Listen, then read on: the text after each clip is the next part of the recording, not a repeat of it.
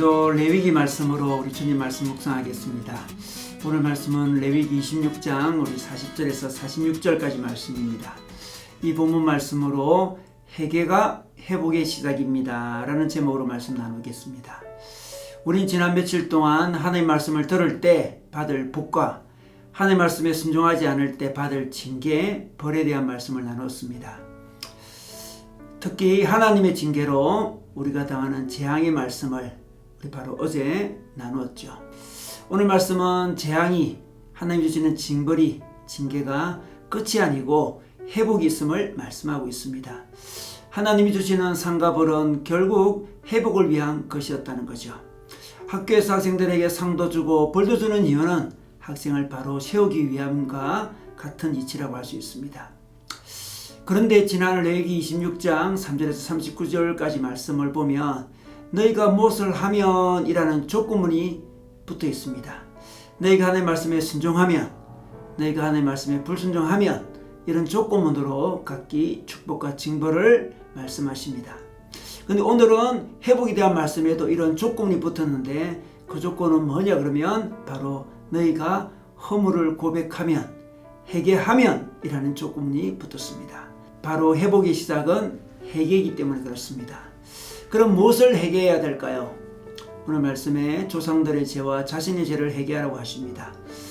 자신이 지은 죄는 당연히 회개해야 되지만 조상들이 지은 죄도 회개해야 하는지 의문이 들 수 있습니다. 그러나 이스라엘 백성은 시대를 초월하여 하나님의 한 언약 백성이라는 공동체 의식이 필요한 것입니다. 교회는 공동체 의식이 필요합니다. 실제로 조상이 잘못하면 그 고통을 후손이 짊어질 때가 많습니다. 우리 세대가 잘못하면 우리 다음 세대가 고통을 당할 수 있습니다. 우리가 신앙을 잘 전수 못하거나 우리가 믿음대로 살지 못하면 우리 다음 세대는 신앙생활하기가 더 어려워지는 것은 사실입니다. 우리는 사실 하나님 안에서 한 언약 공동체입니다. 그러므로 우리는 하나라는 마음으로 회개해야 됩니다. 그러므로 우리는 끊임없이 회개할 수밖에 없죠. 우리 자신도 연약하지만 공동체 안에는 많은 연약한 사람이 있고 죄인들이 있기 때문에 그렇습니다. 그러므로 우리는 하나님께 드릴 제사는 바로 상한 심령, 통회하는 심령, 자백하는 심령, 회개하는 심령인 것을 알아야 됩니다. 그래서 우리는 매일, 매주, 매시간 회개하는 마음으로 살아야 되는 거죠. 우리가 회개하는 심령이 우리의 중심이 되지 못할 때 우리 영혼은 병들어갑니다. 우리가 끊임없이 회개할 때 우리는 새로워지는 거죠. 우리가 회개의 심령을 가질 때 회복이 시작되는 것입니다. 그래서 우리가 회개하는 것은 한편으로 축복이기도 합니다. 회개는 우리에게 회복을 가져다 주기 때문인 거죠.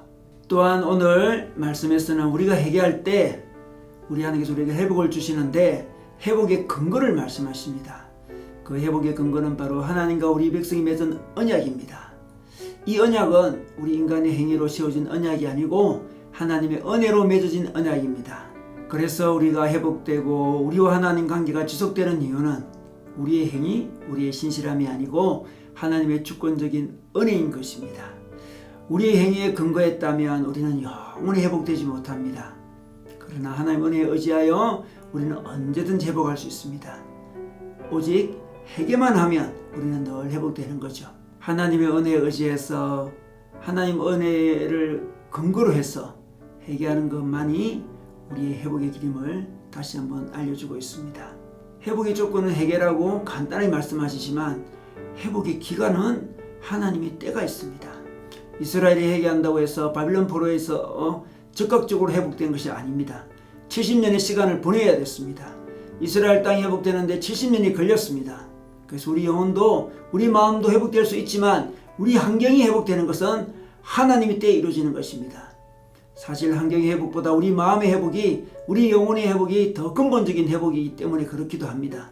빠른 환경의 회복은 우리 영혼의 회복의 기회를 가지게 하는 여유를 주지 못할 때가 있습니다.